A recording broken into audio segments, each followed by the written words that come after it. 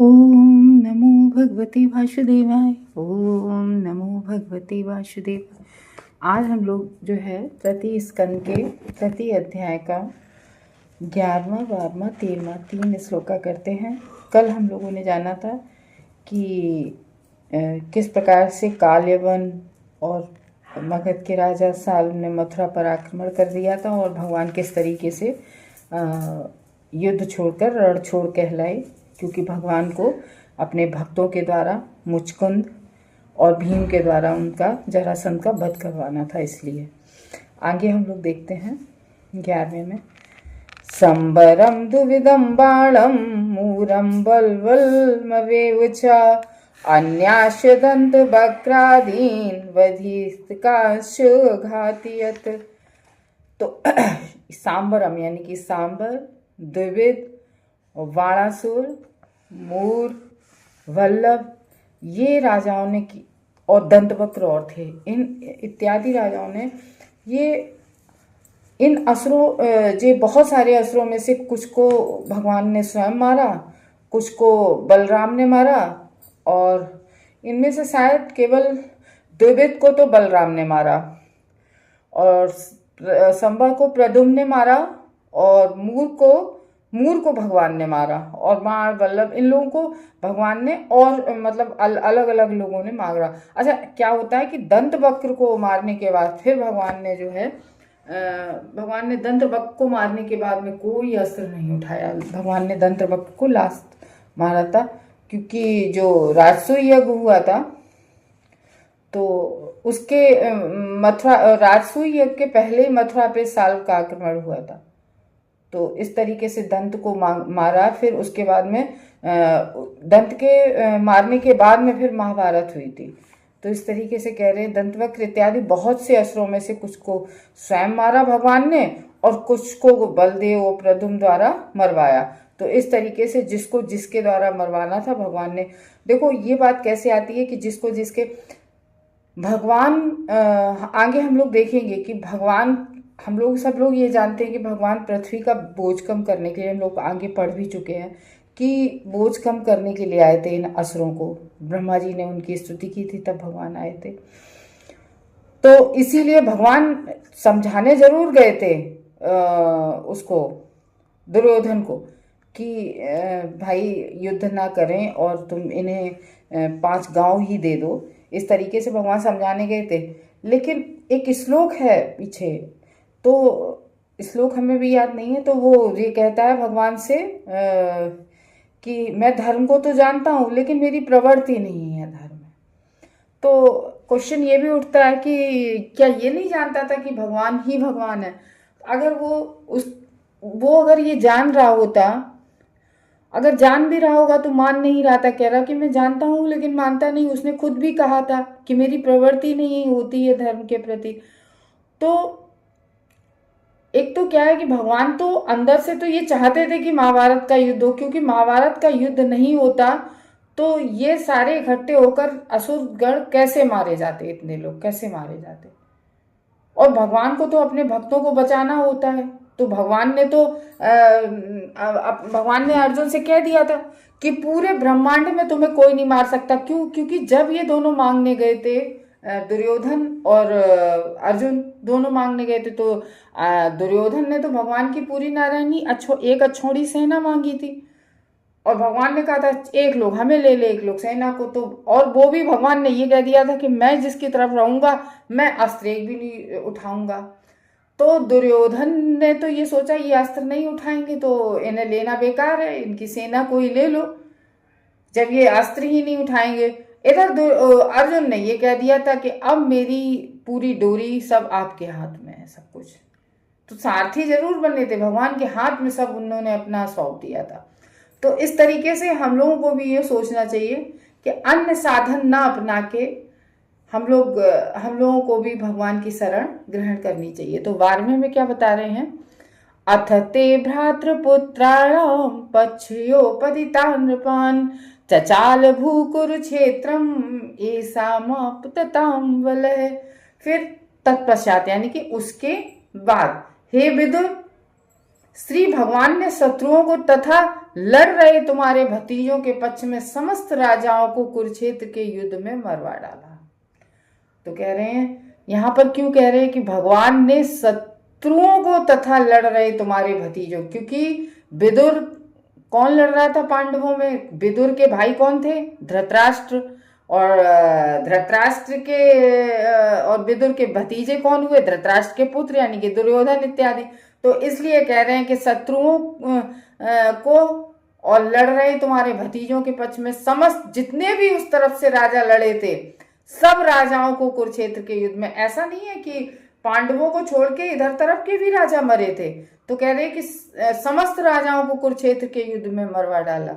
वे सारे राजा इतने विराट और बलवान थे कि जब वे युद्ध भूमि में विचरण करते तो पृथ्वी हिलती प्रतीत होती थी, मतलब पृथ्वी कांप रही थी, जैसे नहीं एकदम, क्योंकि सबकी पदचाप से इतनी तेजी से, जैसे नहीं कभी पुल से एकदम से कोई परेड वगैरह ऐसे निकालो तो पुल में थोड़ा कंपन होता है, तो वही कह रहे थे कि इतने विराट और बलवान राजा थे, उन सब की पूरी सेना थी।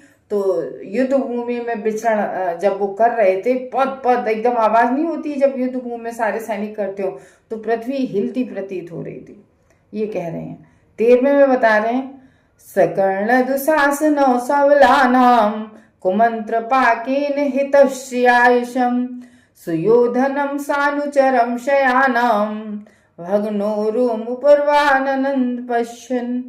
फिर कह रहे हैं कि 13वें में बता रहे हैं कि कर्ण, दुशासन तथा सौवल की कुमंत्रणा के कपट जाल के कारण, क्योंकि देखो वो सब पूरी उनकी यूनिटी थी पूरी कर्ण, दुशासन, सौवल, इनकी और इन सब की ये मंत्रणा होती है, वो जो जैसा होता है वही संगत एक जैसी सब, तो मंत्रणा तो उसको बोल ही नहीं सकते, मंत्रणा में यानी कि अपने अपने अच्छे विचारों को अच्छी सलाह दी जाती है, लेकिन यहाँ क्या है?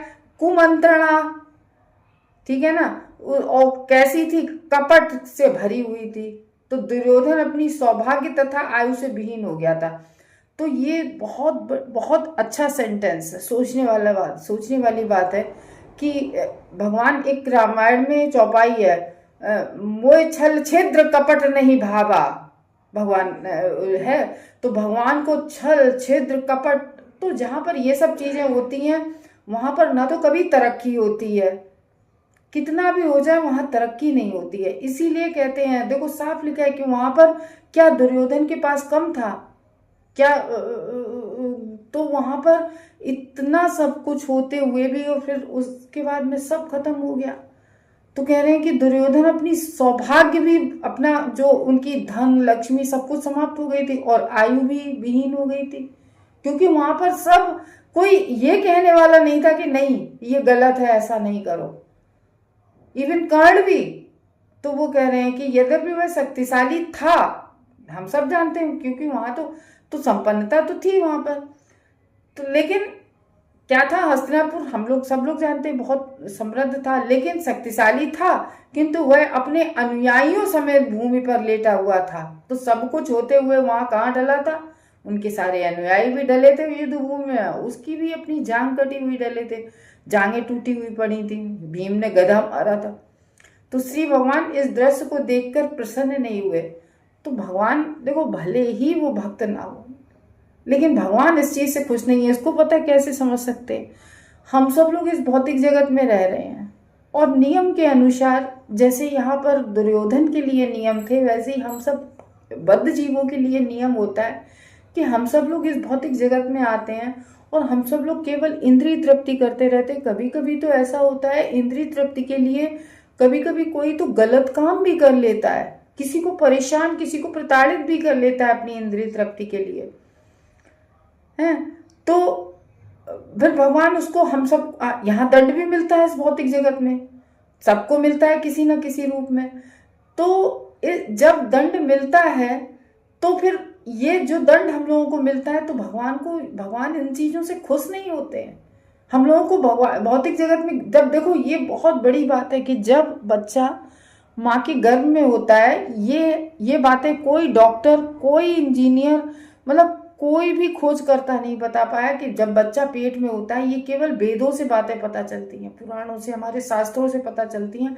ये बहुत बड़ी बात है कि जब बच्चा पेट में होता है तो 8वें महीने में, जब बच्चा होता है पैदा होने से पहले 8वें महीने में, ऐसा शास्त्रों में लिखा है कि 8वें महीने में बच्चे के दृश्य में, जब बच्चा माँ के गर्भ में होता है तो दृश्य में बच्चे के जितने भी पिछले जन्म होते हैं, कब कुत्ते का लिया, गाय का लिया, भैंस का लिया, कबूतर का लिया, चिड़िया का लिया, किसी जितने भी जन्म लिए होते हैं, सारे जन्म 8वें महीने में उसकी आंखों से पूरा पूरा रिव्यू देख लेता है, पूरा देख लेता है, सब जितने भी जन्म होते हैं।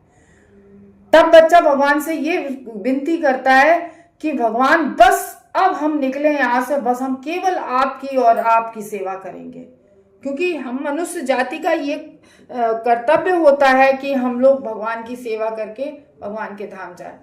तो जब हमें दंड मिलता है, जैसे इस भौतिक जगत में हर तरह के वो आते हैं, जैसे कभी अपना कोई बहुत अपना होता है वो भी हमें छोड़ के चला जाता है। जैसे हम नारद जी का प्रसंग ले लें तो नारद जी इकलौते बच्चे थे, तो नारद जी जो है उनकी माँ खत्म हो गई, तो नारद जी ने जब माँ खत्म हो गई तो फिर नारद जी क्या बोले कि माँ थी स्नेह के लिए, माँ भी चली गई, अब नारद जी जो है उत्तर की तरफ चल दिए तपस्या करने के लिए। ज्ञान तो नारद जी को आ ही गया था क्योंकि उनकी माँ दासी थी और चातुर्मास में जो वेदांती थे उनकी सेवा कर रही थी, तो वहां सत्संग होता था, तो वो सत्संग नारद जी भी सुनते थे। तो नारद जी को 5 वर्ष की आयु में ही ज्ञान हो गया था, उनका उच्चिष्ट भी खाते थे, तो ज्ञान तो हो ही गया था। तो इस तरीके से कह रहे हैं कि भगवान को ये अच्छा नहीं लगता है कि किसी हम भगवान के हम भक्तों को या हम बद्ध जीवों को, किसी को भी किसी तरीके का परेशान, भगवान खुश नहीं होते इन चीजों से। तो धृतराष्ट्र के जो अग्रणी पुत्र थे यानी कि बड़ा दुर्योधन, उसका पतन श्री भगवान को अच्छा नहीं लगा। यद्यपि वे अर्जुन के पक्ष में थे भगवान, लेकिन भगवान को फिर भी अच्छा नहीं लगा, जबकि अर्जुन के पक्ष में थे। क्यों थे अर्जुन के पक्ष में? क्यों थे? क्योंकि अर्जुन भगवत भक्त थे और भगवान जो कहते थे, जैसे कहते थे, अर्जुन वैसे ही करते थे। उसी तरीके से हम लोगों को भी जो निर्देश दिए गए, हम लोगों को भी वैसे चलना चाहिए।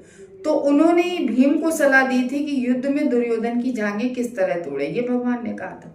क्योंकि वो हम सब लोग जानते हैं कि उनकी माँ ने उनकी माँ ने पट्टी जब खोलने जा रही थी कि उसका पूरा शरीर वज्र के समान हो जाएगा, कि नंगे निकल जाओ, तो भगवान ही ने आके उससे कह दिया दुर्योधन से कि तुम ऐसे ही नंगे पुंगे जाओगे अपनी मम्मी के सामने हैं?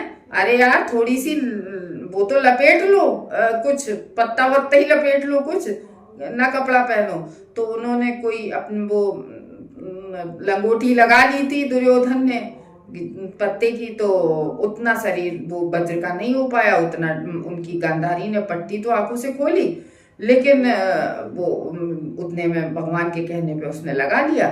देखो सब कुछ जो भी कुछ होता है करवाते सब होता भगवान की इच्छा से ही है, हमारे जीवन में या किसी के भी जीवन में।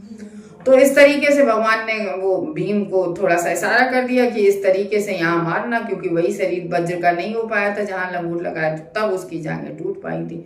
तो इसलिए श्री भगवान को बाध्य होकर बुराई करने वाले को दंड देना पड़ता है, भगवान देते हैं। किंतु ऐसा दंड देते हुए वे प्रसन्न नहीं होते भगवान, क्योंकि सारे जीव मूलता उनके ही भिन्नांश होते हैं। तो चाहे वो जीव अच्छा चले, बद्ध जीव हो या मुक्त जीव हो या भक्त हो या अभक्त हो, हम सब भिन्नांश तो भगवान के ही है। तो चाहे वो दुर्योधन हो, चाहे वो अर्जुन हो, चाहे वो युधिष्ठिर हो। तो जैसे युधिष्ठिर का समय था जब उन्होंने किया था, तब युधिष्ठिर से भी भगवान ने कह दिया था कि तुम्हारी हार हो ही नहीं सकती है, और इसी तरीके से अर्जुन से कह दिया था कि ब्रह्मांड में कोई भी हराने वाला नहीं है। तो देखो जो भगवान का भक्त है, जो भगवान के शरणागत है, भगवान ने जो कहा है वो बात को मान रहा है, तो उसका कभी बुरा होता ही नहीं है। तो वे बुराई करने वाले के प्रति वज्र से भी कठोर तथा श्रद्धावानों के प्रति भगवान गुलाब के फूल से भी कोमल रहते। तो देखो भगवान अर्जुन के लिए क्या बने, सारथी तक बन गए। तो बुराई करने वाला जो होता है वो कुसंगतियों द्वारा, कुमंत्रणा द्वारा कुसंगति हो जाती है, यानी कि संगत बुरी हो जाती है उनकी।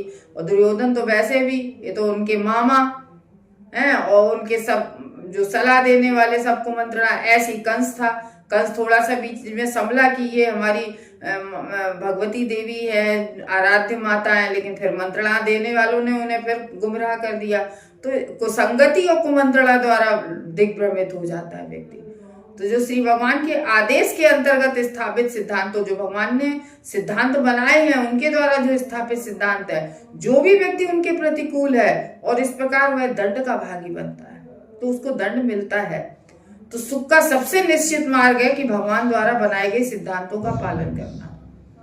हमें भगवान की भक्ति करके भगवान के पास जाना है और भगवान की सेवा करना है और उनके द्वारा स्थापित नियमों का उल्लंघन ना करना। जो भगवान ने नियम स्थापित किए उनका उल्लंघन नहीं करना। तो ये नियम भुलक्कड़ जीवों के लिए वेदों तथा पुराणों में निरूपित हैं।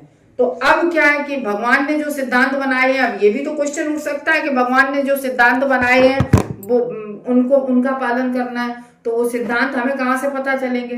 तो वो तो हमें भागवत शास्त्रों को पढ़ने से, वेद पुराण शास्त्र इनको पढ़ने से हमें पता चलेंगे। ठीक है ना? तो जब हम श्रवण करेंगे भागवतम का तभी तो पता चलेगा। देखो ऐसा है कि और हमें देना भी चाहिए जो भी हमें संगत, अगर हम कुछ भगवान के नियमों को जान गए हैं, जान रहे हैं, तो हमें उन नियमों को दूसरों को भी बताना चाहिए, ताकि भगवान इससे भी बहुत खुश होते हैं कि हम किसी जीव का उद्धार कर सके। जैसे हम भागवतम किसी और चीज के लिए नहीं करते हैं, सिर्फ इसलिए कि 100 लोग नहीं सुनेंगे, कम से कम कोई एक जीव तो होगा जो सुनेगा और भगवान के सिद्धांतों का पालन करेगा। जो भागवतम में सिद्धांत है, भगवान के नियम है। ब्रह्मांड भ्रमिते कौनो भाग्यवान जीव, गुरु कृष्ण कृपा प्रसादे पाए भक्ति लता जीव। देखो भगवान की कृपा है वही व्यक्ति सुनेगा, वरना किसी को आनंद नहीं आएगा, क्योंकि भागवतम में कोई एंटरटेनमेंट है ही नहीं है। कोई क्यों सुनेगा? कोई मूवी देखने लोग जाते हैं, मूवी में एंटरटेनमेंट है और चीजों में एंटरटेनमेंट है, लेकिन भागवत सुन के क्या होगा? लेकिन फिर भी हम सोचते हैं कि शायद ब्रह्मांड भ्रमित कौनो, एक बार पूरे ब्रह्मांड में शायद कोई एक व्यक्ति हो, वो शायद हमारे ही माध्यम से ये कुछ सुन ले भगवान के नियमों को। तो इसलिए कह रहे हैं कि जब हम श्रवण करेंगे तभी हम नियमों का पालन करने चाहिए, तभी हम जान पाएंगे कि व्हाट टू डू और नॉट टू डू, क्या करना चाहिए हमें और क्या नहीं करना चाहिए। 2 तरह के होते हैं ना नियम, कि करना क्या है और नहीं करना क्या है। तो इस तरीके से हमें भगवान का, जो भगवान के हमें शरणागत जाके भगवान की प्रेमा भक्ति प्राप्त, मनुष्य जीवन का लक्ष्य क्या है, यही है। ठीक है ना? तो इसी तरीके से हमारे, अब हम लोग अपने जीवन को बहुत प्राथमिकता देते हैं। जीवन क्या है कि कल हम प्रभु जी से भागवतम सुन रहे थे, तो प्रभु जी हमें बहुत बड़ी बात समझ में आई, हमें पता नहीं था अभी तक। कल प्रभु जी ने बताया कि सबसे पहले इस शरीर से जो है समय हो जाता है तो आत्मा निकल जाती है। आत्मा क्या होता है? आत्मा एक बहुत दिव्य, बहुत एक हमारे बाल का एक जो सिर का बाल होता है, तो एक बाल का 10,000वां भाग, मतलब इतना छोटा आत्मा होती है। तो आत्मा होती है वो दिव्य होती है। तो आत्मा और वायु अलग होती है। तो आत्मा कहती है जो एक वायु जिससे हम सांस लेते हैं सब कुछ, तो वो आत्मा जब निकल जाती है, वो आत्मा कह के निकलती, भाई हम निकल रहे हैं तुम भी, पीछे से वो वायु निकल जाती है जो हल्की वायु होती है। आत्मा निकली, वायु निकली। तो इस तरीके से शरीर का कब, किसके शरीर का कब अंत हो जाए हम लोग तो नहीं जानते ना। तो इसलिए मनुष्य जन्म जो है वो बहुत ही अनमोल है। और हम लोग जब माँ के गर्भ में होते हैं, हम लोगों ने आज जाना कि माँ के गर्भ में होते हैं, तो हम लोग किस तरीके से हम लोग कहते हैं कि नहीं अब तो बाहर निकलेंगे, बस भगवत भक्ति करेंगे, और बाहर आकर हम सब भूल जाते हैं। हम अपनी केवल अपनी ही इंद्रिय तृप्ति में लग जाते हैं, और फिर पता नहीं हम लोगों को फिर किस जन्म में जाना पड़े। जे एक मनुष्य, भगवान की बड़ी कृपा होती है, जब भगवान की बहुत बड़ी कृपा होती है तब हमें इंसान जन्म मिलता है, क्योंकि कुत्ते बिल्ली या किसी और के जन्म में हम जान ही नहीं पाते हैं कि हमें क्या करना चाहिए क्या नहीं करना चाहिए। केवल इंसान, बड़ी भगवान की ऐत की कृपा होती है तब हमें मनुष्य का जन्म मिलता है, और जे मनुष्य के जन्म में हम ये भी नहीं जान पाते कि हमें करना क्या चाहिए। और अगर कहीं एक बार मनुष्य का जन्म इस बार मान लो हमें मिला है, हम लोग ये कहें कि अरे अभी उम्र क्या है हमारी, अभी तो हम खाएं पिए, ये कोई नहीं जानता है। तो हमें भगवत भक्ति करके हमें इसी जन्म में सोचना चाहिए कि हम जो है भगवान के पास चले जाएं, कि हमें जन्म मृत्यु जरा व्याधि इन सब से दोबारा से हमें वो नहीं करना पड़े, संघर्ष ना करना पड़े। तो इसलिए कह रहे हैं कि हमें भगवान के नियमों का, जो भगवान ने सिद्धांत दिए हैं, हमें उनका पालन करना चाहिए। हरे कृष्णा भक्तों।